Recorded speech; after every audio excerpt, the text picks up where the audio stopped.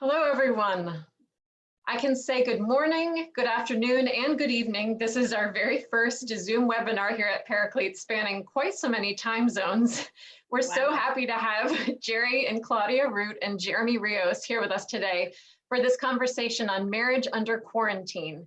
Now, these three are the authors of the fantastic book, Naked and Unashamed, a guide to the necessary work of Christian marriage. My name is Rachel McKendry. I'm the publicist here at Paraclete. Thank you so much for joining us. A recording of today's presentation will be available later to share with anyone who couldn't make it, and we'll also let you know how to get a copy of Naked and Unashamed.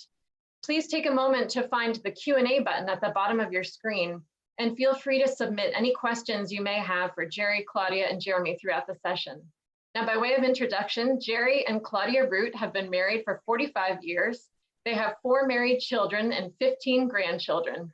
Jerry is a professor and Claudia an adjunct professor at Wheaton College. They have invested their lives in student ministry through the church and through education. Jerry has performed over 900 weddings, and the Roots have done premarital counseling for at least 600 couples. And Claudia and Jerry make their home in Wheaton, Illinois. Jeremy Rios has been married to Liesl for 16 years, and they have 4 children. A graduate of Wheaton and Regent College, he pastored 2 churches in Vancouver where he used this material from Naked and Unashamed in his own premarital counseling. He currently lives with his family in St. Andrews, Scotland, where he is working toward his doctorate. So thank you so much for joining us today, Claudia and Jerry and Jeremy. This is fantastic. Thank you, Rachel. What's your advice for us? Well, it's interesting. We think about the book as principally a premarital counseling book, but we assume that once people are premaritally counseled, they'll go on and be married and face the various stresses and struggles of marriage. And now we're looking particularly at marriage under quarantine. How do we manage and navigate our way through that? I thought it would be good to hear first from Jeremy, because he's been quarantined as a doctoral student in Scotland. And he's homeschooling his children. They're living in a pretty isolated, away from their American culture, but being introduced dramatically to Scottish culture, starting to like haggis and neeps and so on, bagpipe music. But maybe, Jeremy, you could tell us some of the things you've learned, even because you've sailed your ship a little further than the rest of us on this sea, because you've sort of been living this life anyway. Tell us a few things you picked up. It's a good question, Jerry. And thanks. It's nice to see your faces, and it's nice to be here today. What have we learned in this process? In some ways, this is weird to say, in some ways, not a lot. In the sense that because we were homeschooling, our kids have been home already. And so that didn't really change. And because we're generally homebodies, we're not going out a lot. That also didn't change. The only real change was that I shifted all of my office stuff from the office I have at the university here. And I've been working from home pretty dedicatedly these past weeks. And it seems like we adapted very quickly to what this would look like and how we would work together well. And I think maybe there's just a fresh awareness that we have to share the responsibilities, share the balance of how things work. I do most of the cooking in our family, and Liesl puts most of the kids to bed, and we found out that our youngest goes to sleep really quickly when I put her to sleep. And so that's what we're going to do. I'm going to put her to sleep because it takes 15 minutes instead of an hour, and that saves time. So just, I suppose part of it is simply just being attentive to the household and paying attention to one another, and finding a balance between staying out of each other's hair and being in each other's hair when we're supposed to. Yeah. Claudia never gets in my hair. And just as you had find it's easier for your daughter to go to sleep quicker when you put her to bed. I've preached sermons and given lectures like that where people felt it was easy for them to go to sleep as well. It's a gift. It's a gift. Curing insomniacs. It's a wonderful gift of healing. That's right. You were going to say something. Well, I was just going to say that in relationship to the time at home, he moved all of his office here as well and has been teaching on Zoom. And so, and I was retired from my full-time job and I was just doing adjunct. So I was already home, a lot, but I was also had my own very busy life. And so when that shut down and I'm now home and he's home, I think there's been the same thing, kind of an adjustment where you're going in and out. I mean, I'm learning, and even with the grandkids, because our grandkids do come over, I'm learning how to protect him because he is working, even though he's here. And he's also just been super helpful. So I think it's like just in marriage, sometimes you're together and you're doing things and you're connecting, and then sometimes you're off and you're maybe doing something else. So I think that hasn't changed that much. But just having them around. I used to play music really loud all day, and now I have to be a little careful. So it's some little things like that. There is something though too. The book, in case you're not exposed to it, is Naked and Unashamed. The concept behind it is that in our culture, people are not developing depths of relationship in their dating life. They tend to start sleeping together pretty early, and when they get married, they find out they've married a body they know well, but not a person they know at all. And the reason why God said, hold off on the sexual intimacy till you're married is so that you could build some substance in these other areas: spiritual connection, intellectual connection, historical connection, psychological connection, learning the craft of communication, and so on. And so I think then in light of that, you can go to the book and find out areas of intimacy that can be developed, but once you're married, then what? Well, I think there's a time to develop new habits of connection as well. Every morning I bring Claudia a cup of coffee. Her alarm clock is me wafting coffee fumes to her. And so we make sure we connect every morning. We have probably an hour of conversation. We read a psalm together. We pray together.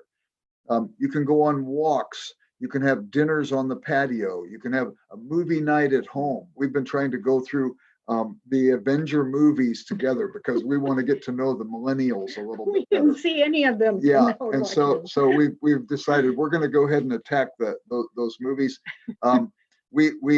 We also read to each other and these sorts of things. So here's a time when maybe as life gets busy, the levels of intimacy you were developing before you got married, you could go back and reacquaint yourself with those things and shape them into fresh habits.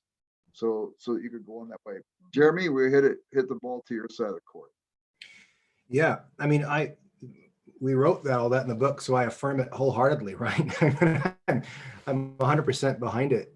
I also think this is a time when people can really feel anxious and feel like they have to double down on work and getting things done. And they also need space to find ways to like be themselves and independent in the presence of another person. Liesl, my wife, gave me, she said, she said, I have one piece of advice that I want you to pass on. And I said, okay, what is it? And she said, it's okay to have 2 tubes of toothpaste, right? Because the horror that she is, squeezes from the middle. And I can't understand a person who would squeeze from the middle, and it drives me insane. And so I can manage my toothpaste as I like, and she can manage hers. It's okay to have your own stuff. It's okay to read your own books. It's okay to watch your own shows. Yeah, we felt the same way. Yeah. We need, and people need permission. And I think too, basically when we've gone and spoke about our book or talked with people, and we want people to know that all of the things that we put in there were things that we learned because we really didn't have a lot of good marriage counseling before we were married. So we went into it with big starry eyes thinking that everything was going to be great. And we ran into, road stops all the time. And so the book, the things that are in the book came out of our own experiences. And then also being with other couples and finding out we weren't the only ones that were experiencing some of these kinds of things. And then I think also now we've been married 45 years, we want our marriage to be richer than ever at this time where the kids are gone and, what are we doing? And actually we're having a blast. So that's, we have heard of couples who once the kids are gone, they kind of drift away from each other. So you have to work at that. So a lot of the things in there are continuing for us. So they're good for premarital, but they're also good within a marriage to just go back and make some checkups and things like that. So, and I think because our lives can often get very busy, and we could leave one another emotionally in the wake of our busyness. We can thank God for this time. We pray that God will heal our world and eliminate the risk, but we could thank him in the downtime that he's given us time to reassess our values. It's a time maybe you can plot out the year ahead of you, and you can make sure you leave white space weekends, is what Claudia always demands. There be a white space weekend to make sure we don't schedule anything, and that's our weekend. You can schedule evenings when you know you're going to have time together without any kind of interruption, and you can just plot out your year. What you see coming up and what you're planning on doing, you've got downtime to do that. And if you do it now in the downtime, you'll be able to maintain some downtime throughout the weeks and months that come. And then, as Claudia mentioned too, there's some of these things that we can begin to reacquaint ourselves with. In the book, we advise people to engage in historic intimacy, to get a spiral ring notebook, start with the year of your spouse's birth, and just do investigative reporting. Ask them every possible question you can. Who was their first grade teacher? Who was their best friend in second grade? When in junior high did they feel like they were really betrayed by somebody? And begin to enter into the emotion of their own historical background. Get a PhD on your spouse, and then engage in intellectual intimacy, where you say, okay, these are the hobbies that we've cultivated, but what are some other hobbies that maybe we could begin to develop together? It could take time. I don't know how long this quarantine is going to last, but you could learn a language. I'm trying to pick up Latin right now. You can learn about an artist, spend time listening to the music of a particular composer and learn their music well and talk about it afterwards.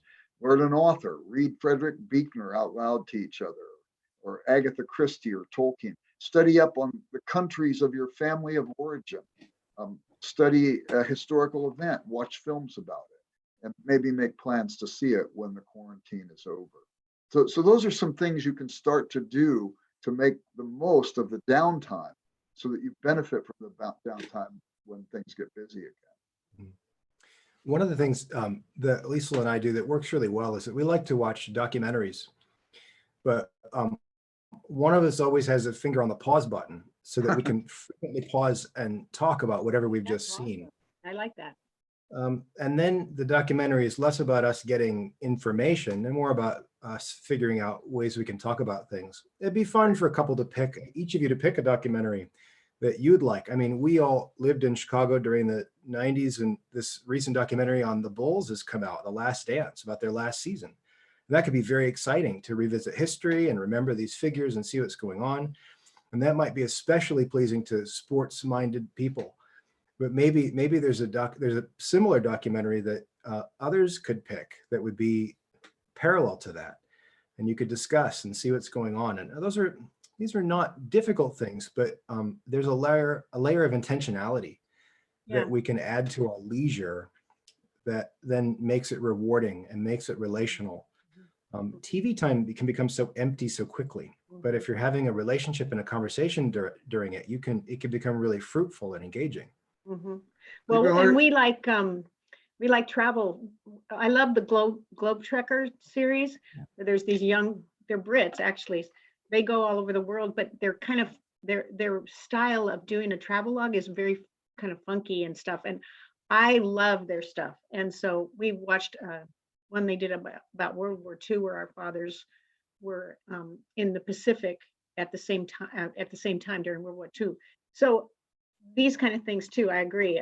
Documentaries, someplace where you have a connection and then you can talk about it. That's great. If you watch a Bulls documentary too, your vocabulary could increase because you could learn what a goat is.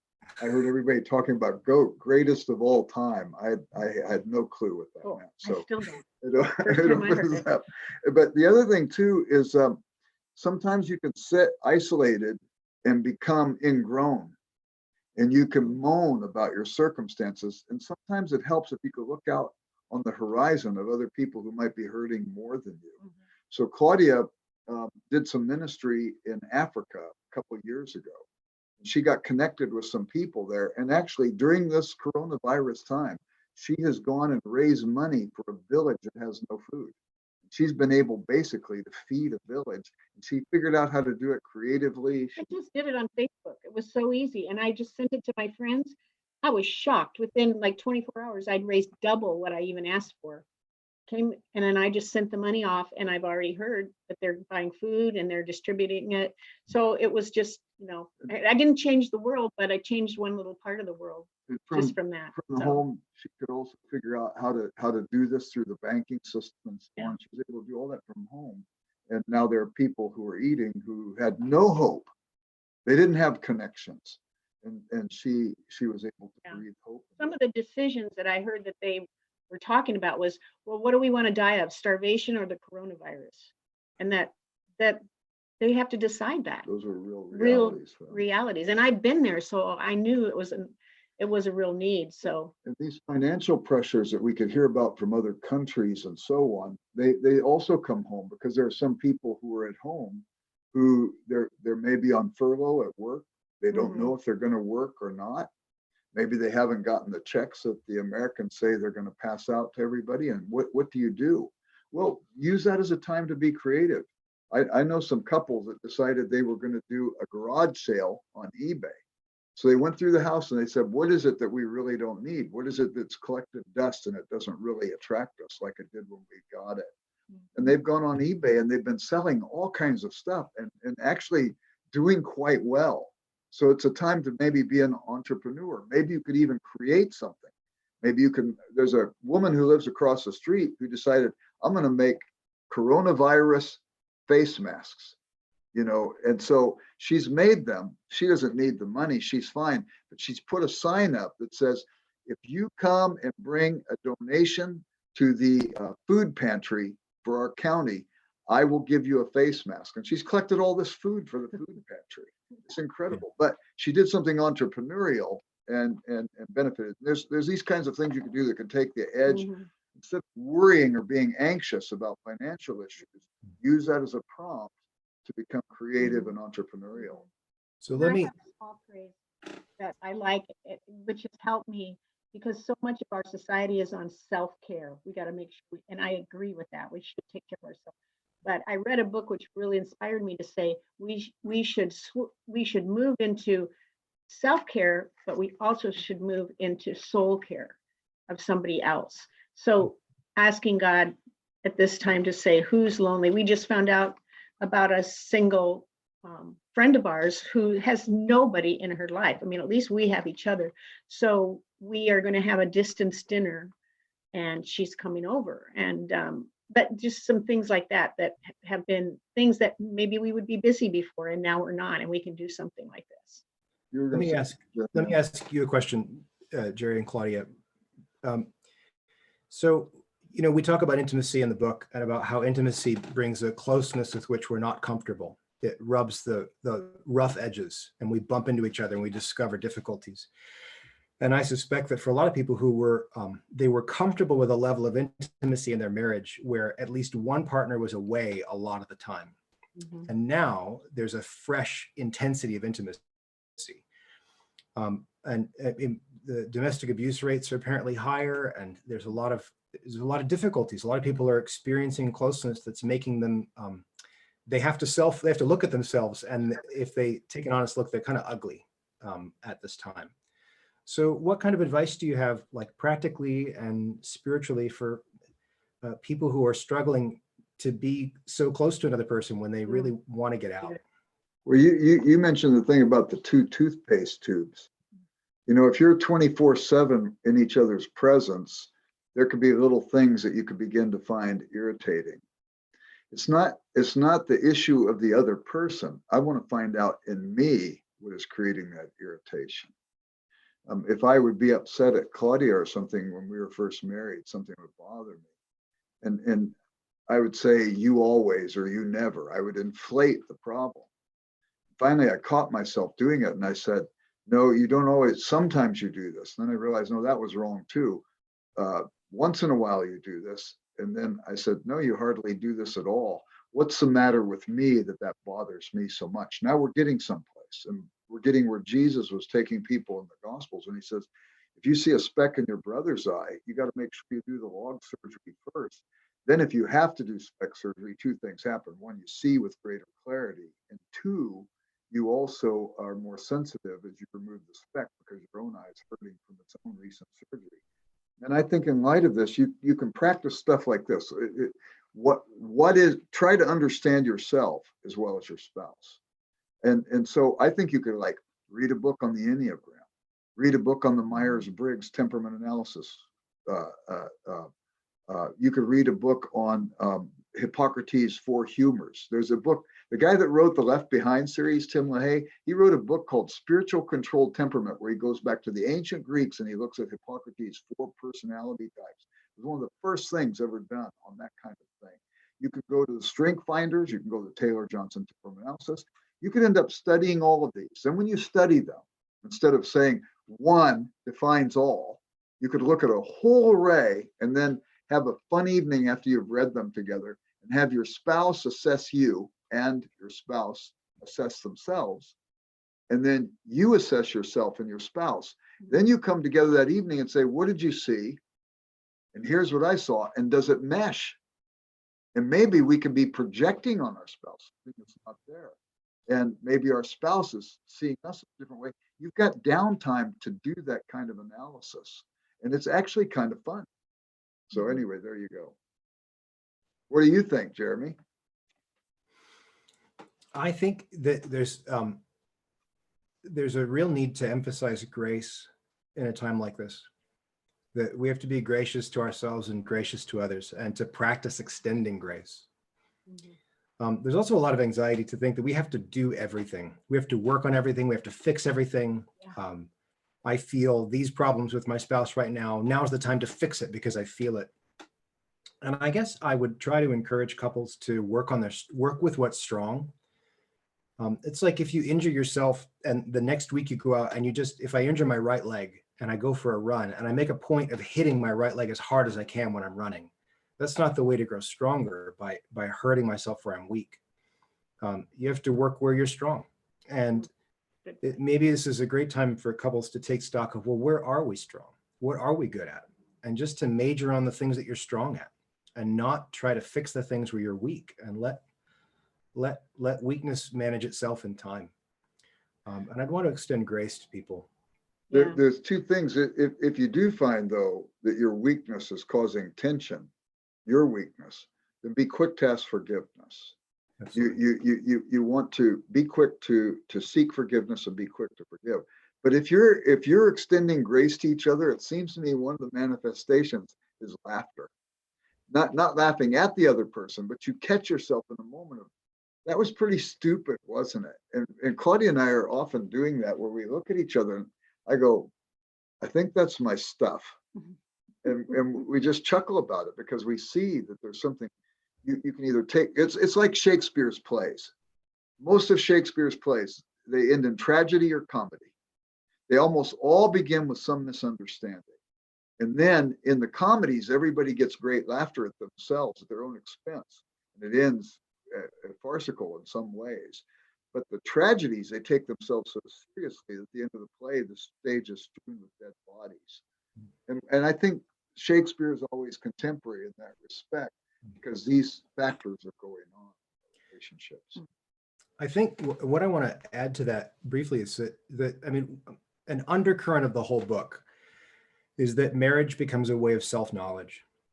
That in facing the other, you come to know yourself, and it's deeply uncomfortable and it's deeply revealing, and you have to acknowledge your warts. And if you can laugh at them and extend grace, then you're on a great path to growth. But I suspect that for some people, a season of quarantine and of being home with your spouse means a fresh awareness of your warts. And that creates real discomfort. And sure, if we can, I mean, chiefly, if you can laugh at the fact that this is going on, that's great. And that's a huge way forward. Well, go ahead. I'm sorry, Jeremy. I didn't mean to interrupt you. No, it's okay. It's just that, but there's other parts of it that are going to be, if there is pain in this time, and if there is discomfort, you know, that we've already said it, log surgery. You have to look at yourself first. Why is this hurting me? What's going on? And if the first temptation is to say, you did this to me, spouse, you have to kind of scale back. well, hang on, why am I so tender here? What's the nature of this? And why do I feel this way? Well, and to recognize too that we always want to see things as they are, not as we would have them be. Yeah. And consequently, if we do begin to see things as they are, it awakens in us a sense of wonder that the world was more complex than we imagined and so on. G.K. Chesterton once said, the world will never starve for want of wonders, only for want of wonder. And so it's not only looking at each other and discovering anew, but also looking out together at a world. And so, I mean, silly things maybe. Go online and buy a bird book and start identifying all the birds in your backyard together and increase wonder. Or buy a book on the plants from your region of the world. And then not only identify the plants in your garden and learn their names, but as you go on walks, begin to identify them. See this world in all of its wonder. Most people don't know the names of plants or the names of birds because they're so ingrown. They are not looking at the outward world. Buy a book on astronomy, get a star chart, and in the evenings when you're sitting out talking, you can look up in the sky and begin to identify these things and find out also what the myths were as the ancients tried to explain the stories and the stars. These things are fascinating. And I think that they help us to grow. And another thing too, that connected us with nature, I'll let Claudia tell you about it. We got a dog. We got a dog during the coronavirus. We were planning to get a dog, but we were putting it off because we were so busy. And then when this all came, we were on the list and we said, let's go ahead. So we got our puppy about 3 weeks ago. Maybe about a month ago. Yeah. And it's just been so much fun. And so, I mean, that's just one thing. It doesn't have to be a dog. It could be anything, but just something new to do together that we've really enjoyed. And so that's been kind of fun. If So, you have small children, it might not be fun because it's just like changing diapers all the time. yeah. We have, But we have 4 little dogs, and that's fine. You can buy a dog, but it's bonded us too. Yeah. We've both done equal amount of work, and this dog, after a month, is almost fully house trained because we've been able to give it some attention. Oh, so much attention. It's delightful.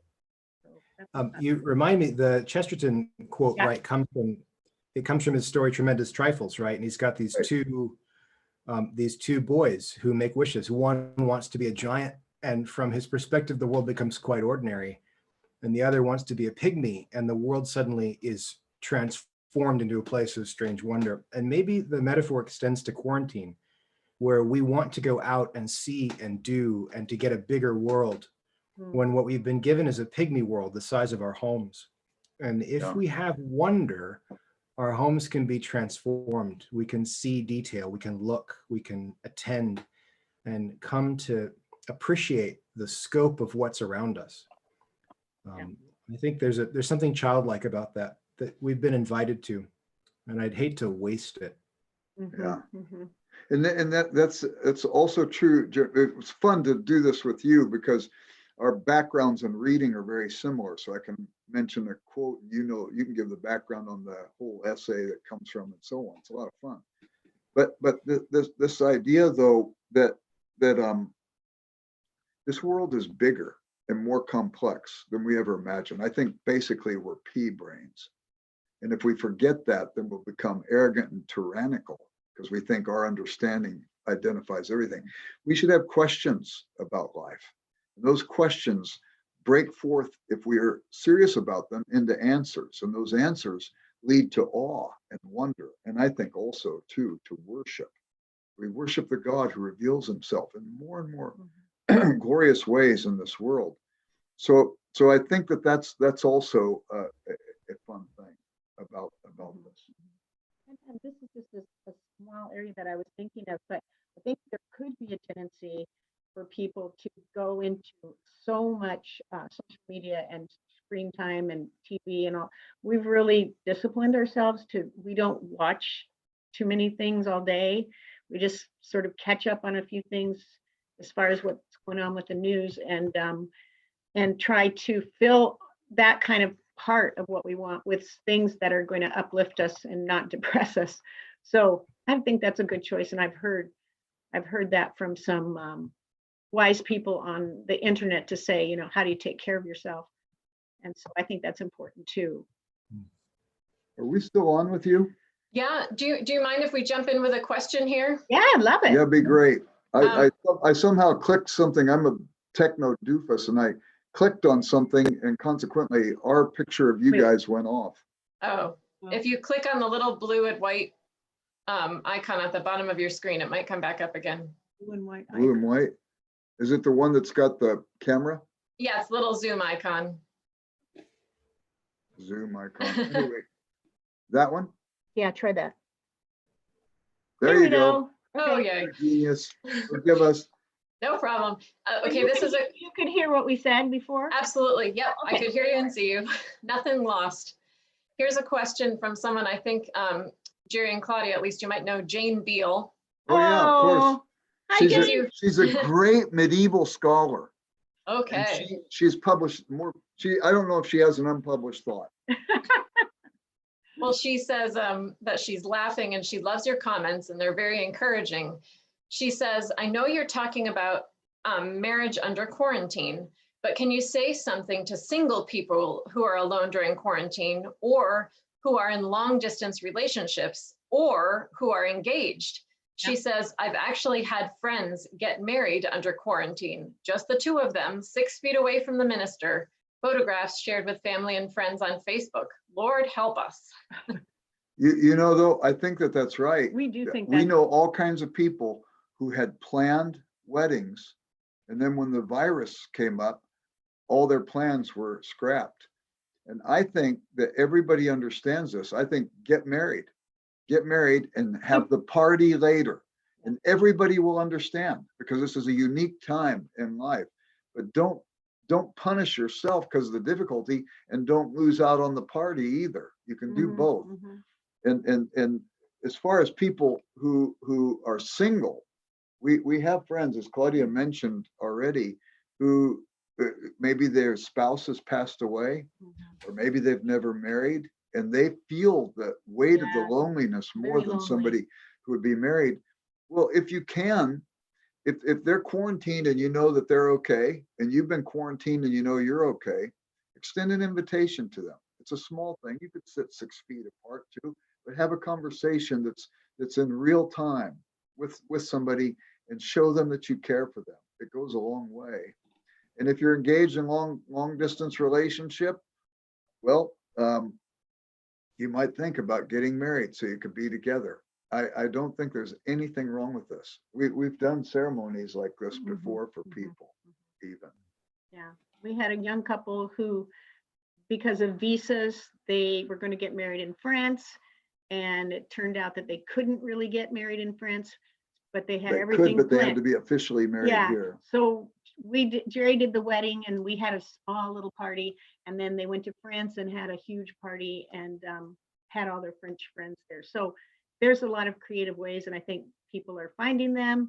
And also, I know some other couples who have lost all of their money on a deposit because of the venues shutting down and some things like that. And so I feel so bad for them, hoping, then that's why I think that maybe they could extend it and later on have exactly what they want to have and not worry that they're already married and they've been married. So that's just a suggestion. As far as singles, I think singles, your friends need to be in your life, and you need to tell them that you need them. And my friend who's a widow, she finally reached out to her kids and said, you know what? I need you right now. I lost my husband a year ago, but right now with this coronavirus on top of it, I'm so needy. And she's usually not needy. So she and I were talking about, she has to tell her kids, and they've stepped up. And so I think sometimes we don't say what we really need. And at this time, that would be good for, especially for people who are single. Right? There are young couples too who are married, children of their parents, and some of them have said to us, we feel like we're our parents when they would always tell us to be home when we were teenagers, and now we're telling our parents, listen, we don't want you going out. You're at the age where you might be most vulnerable to these things. Jeremy, you were going to say something. No, I was going to add that, if you're engaged, this is probably a great time to connect at a level other than your bodies.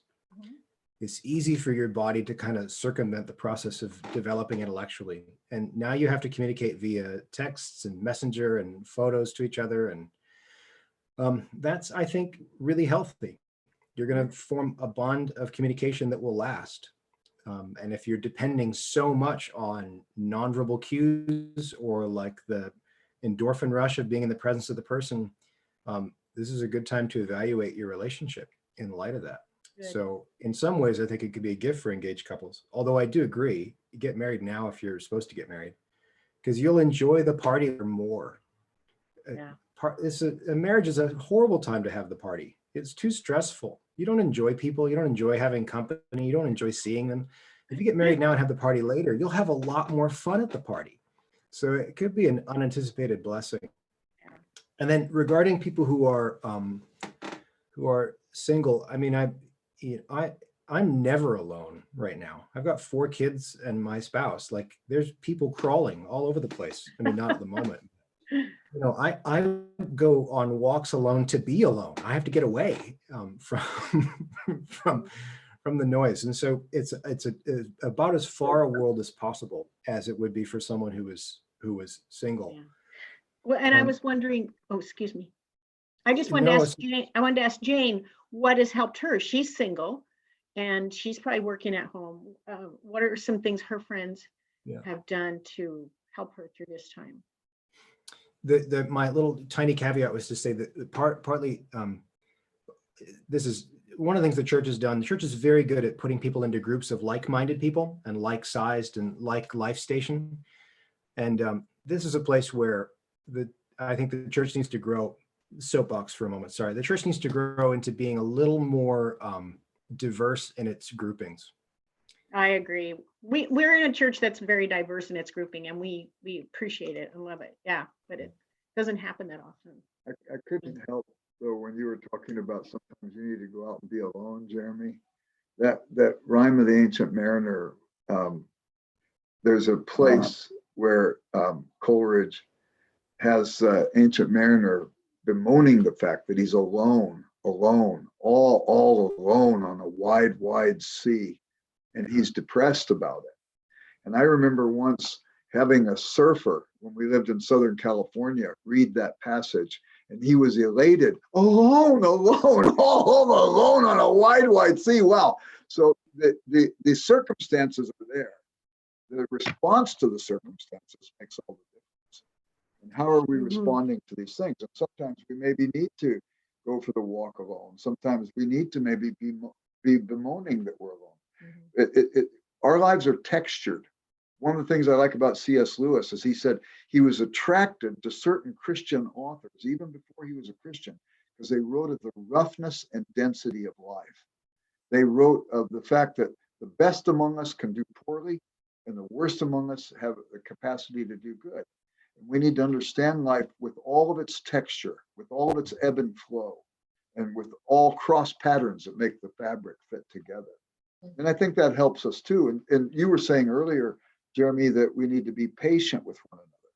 When we see the reality, I think, should open the door to the issues of patience, understanding, and giving to others the kinds of things we'd like to receive from them. This is perfect. Jane responded, Claudia, to your question, and she says, worship. I have felt God's presence while playing my flute to worship music and singing. That breaks through those feelings of intense loneliness and hardship. Several other things: social distance hikes with a friend, eating dinner with a friend on a video call, setting boundaries on the calls from friends and family who are sharing a lot of anxiety, and rejecting feelings of powerlessness by making proactive choices like getting out of the house. We know about her worship with her flute. She's done that in our home. It's been wonderful. The other thing too is about meals on Zoom or something like that. We had this one couple, we were supposed to get together with them, and then the coronavirus closed down those opportunities. So we did a wine and cheese evening in our homes, and we met with them. We had the cheese cut and the wine there, and they had it at their house, and we had a delightful conversation on Zoom. It's a wonderful way. And I've actually, my old college roommate, who in that time of my life was my best friend, we have reconnected in this time, and because we don't have the busy schedules, he's a medical doctor out in California, we have been getting together every week and having time together and reconnecting, and it's been rich and wonderful. And there are sometimes old friendships that you've had, maybe even friendships when you were dating, friendships you had during your engagement, friendships with people who were so instrumental in your life when early on as you got started. Go reconnect. Use this as a time to reconnect. And we've even thought too, break out the pictures of your family life together and go through them and make it a time of worship too, where you're thanking God for those memories that you had, those events you celebrated, and do it with the anticipation that there's more ahead. That's good. Here's another question from Ashley Polito. She says, do you have any advice for supporting friends who are struggling in their marriages during this time, especially since we are not marriage counselors? My guess is there are counselors who are out there who are doing counseling on Zoom and so on. And you could probably through the internet find some of those people, find out some recommendations from others who you trust. Maybe there could be pastors or priests at churches and so on that could also tell you counselors that they trust and have done them well. But one of the things we say about marriage, the difference between a good marriage and a bad marriage is not the difference between a problem-free marriage and one with problems. All marriages are going to have their struggles. The difference between a good marriage and a bad marriage is in a good marriage, when the struggles occur, the couple goes and gets help. And if your roof leaks, you bring in a roofer. If your car goes bad, you take it to the auto shop. If your washing machine breaks down, you bring in an appliance repairman. We treat our appliances better than our relationships. So even though you may not be a counselor and you see your friends struggling, say to them, hey, what a great opportunity for you to learn and grow and navigate waters you're unfamiliar with right now. Go get help. And then you find your way through that. Next time that situation comes up, you know how to navigate those waters. Something else comes up, you don't know how, you go get help. Pretty soon the stigma of getting help has evaporated and you find your marriage is way better. And I tell young couples that in 10, 15 years, you'll find people are coming to you for help because you seem to know how to do this thing. Right. And even that question, I was thinking the friends may not be counselors and have the training, but they can be their friends and they can listen and they can, just sort of let them bounce things off of them because there's probably a lot of wisdom and they're close to each other. So I would just say that's also something we can comfort others with how we've been comforted. So if the marriage is good with this couple, then they can maybe just encourage the other couple or just listen. Yeah. Jeremy, the ball on your side of the net. What do you have to say? My side of the pond, actually. Sort of. Yeah, that's right. It's a long tennis serve to go all the way across the Atlantic. Huge.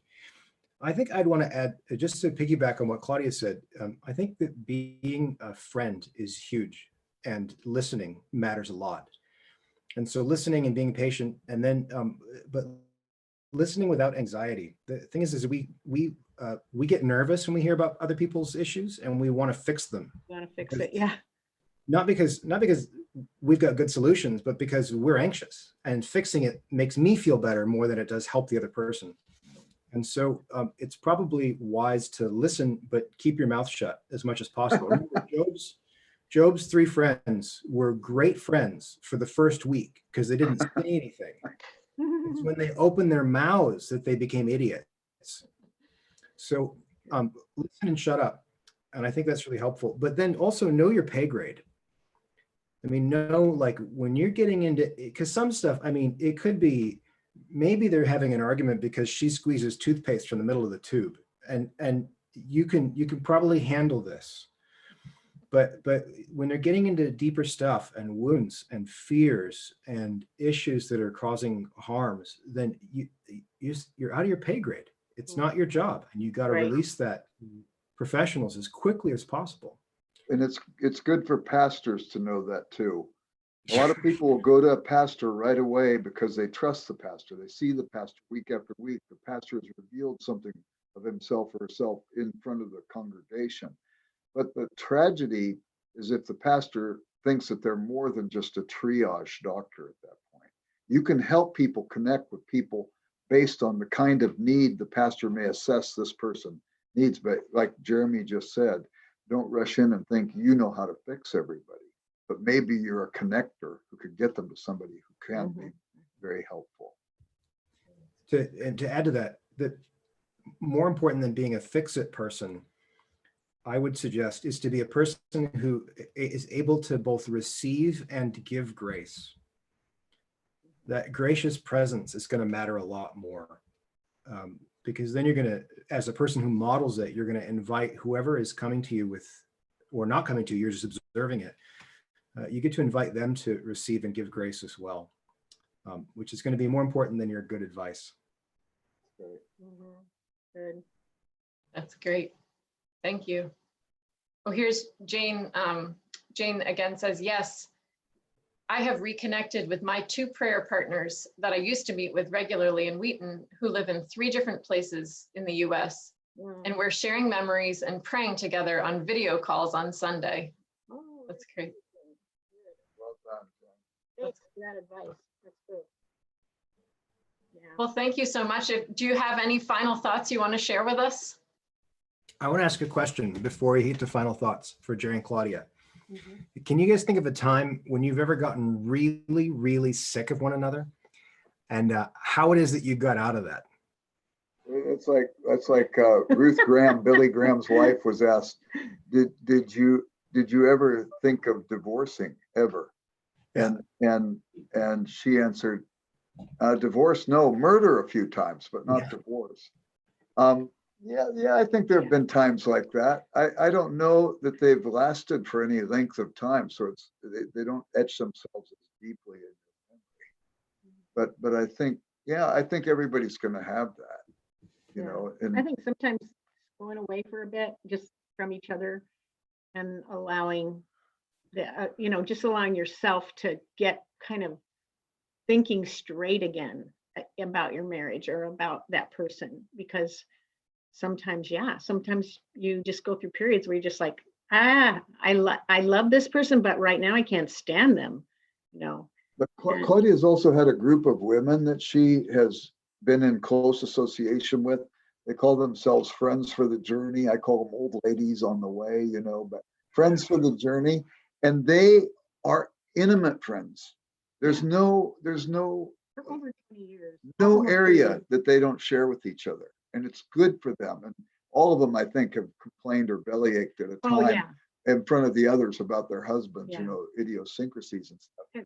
One time we just said, we asked this question when we were meeting, we said, would any of you like to be married to any of the other people's husbands here? And all of us went, no way. And the thing is, I have intimate friendships like this as well, where I think if you have a place where you can sometimes go, and C.S. Lewis said there's 2 kinds of friends we all need.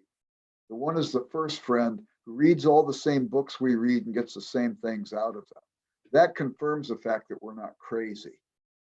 But then you need a second friend who reads all the same books and gets something different out of them, which confirms for us that we're limited in what we know and we need to broaden our horizons. So those kinds of friendships, I think, are helpful when those times occur, when you say, did you ever really get irritated or something with each other? It brings perspective to it. It brings your feet back on the ground, and it causes you to refresh and look again at this lovely person you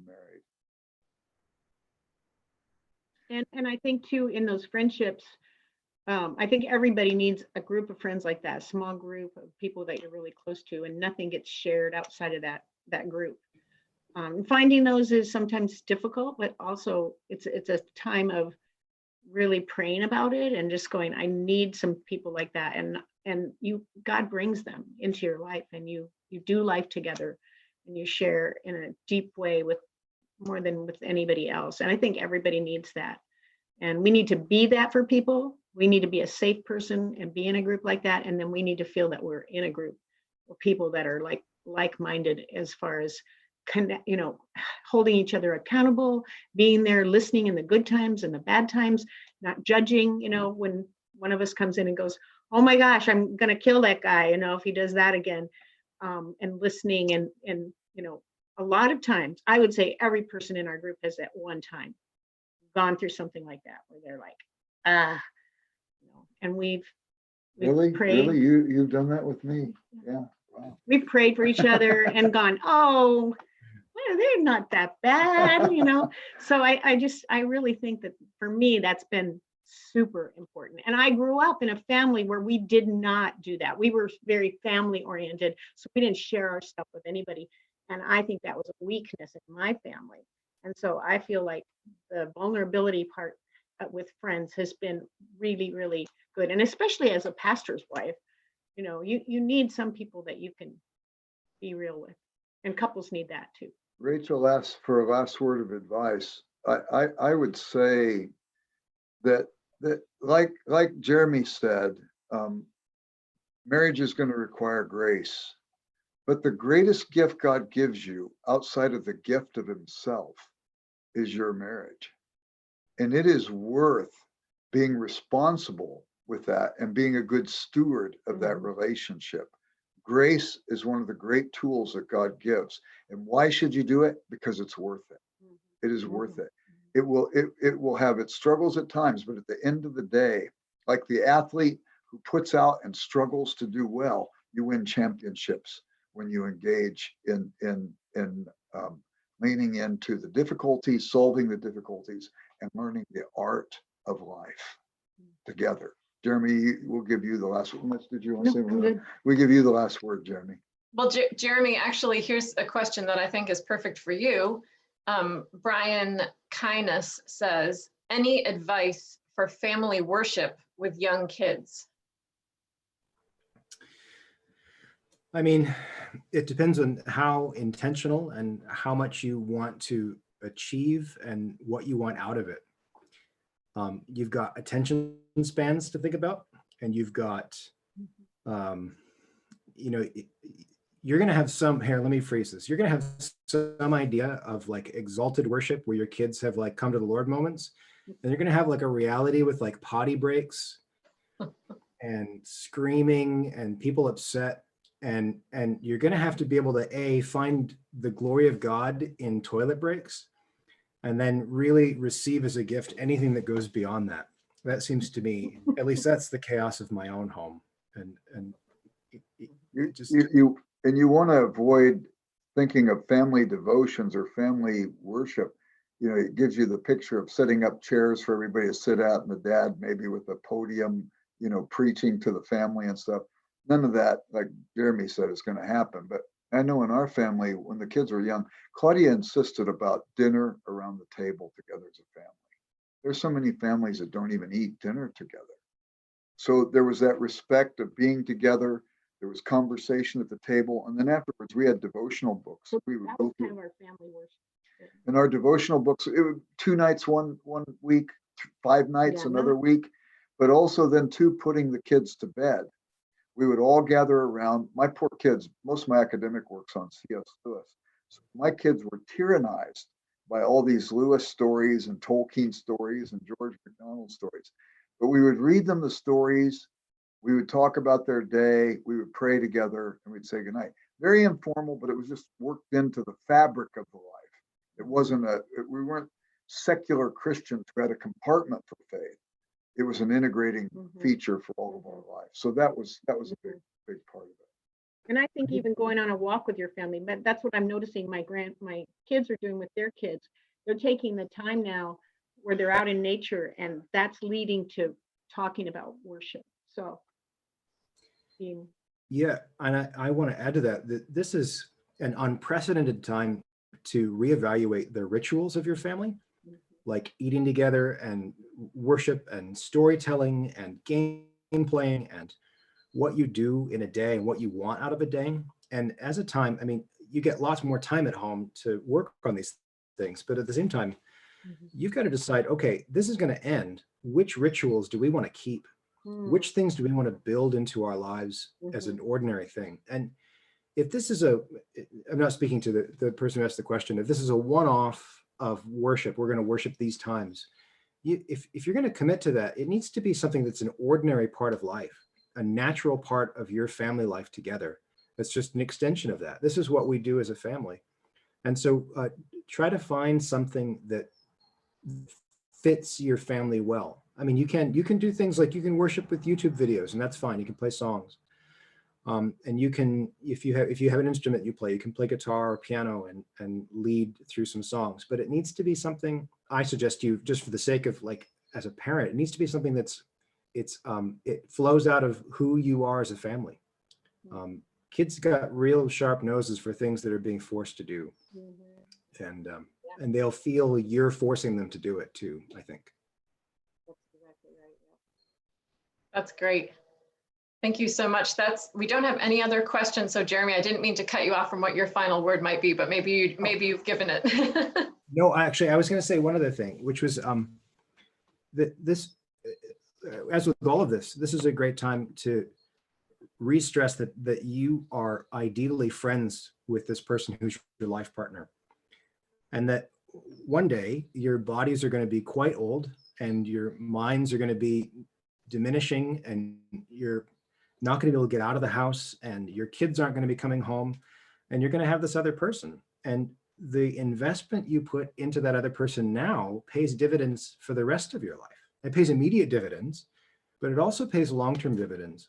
And so, again, like I said, to begin with, work with your strengths. Obviously, hopefully you liked each other once and you still like each other, and build on that and stoke the fires of friendship and come to like each other more, because this is your life.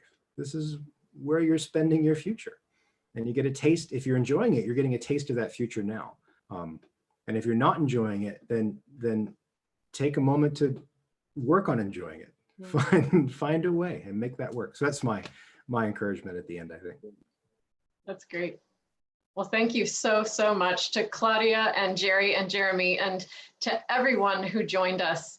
I hope you've seen the link that I've posted in the chat bar. Naked and Unashamed, A Guide to the Necessary Work of Christian Marriage, is available from your local booksellers and from Paraclete Press at the link that's posted there. This month, it is 20% off, and free shipping is available also on orders over $45. So I can vouch for this book as someone who had been married for almost 20 years by the time I read it, and every single word is so helpful. So whether you've been married for a while or considering marriage or engaged, this is just a wonderful book. So please consider gifting it to friends, family, your spouse maybe, and remember that your generosity will help support Jerry and Claudia and Jeremy and Paraclete Press in our ongoing work in providing free webinars like this one today. So we hope you enjoyed this time together as much as we did. A reminder that you'll get an email with a link to the recording, and feel free to share that with your friends too. Our prayers are with all of you for health and safety, and we hope you'll join us for more of these times together with our authors. Our calendar of Zoom events is available on our website, paracletepress.com.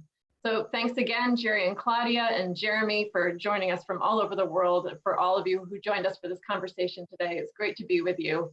God bless everybody. Take care. Thank you. Thank you.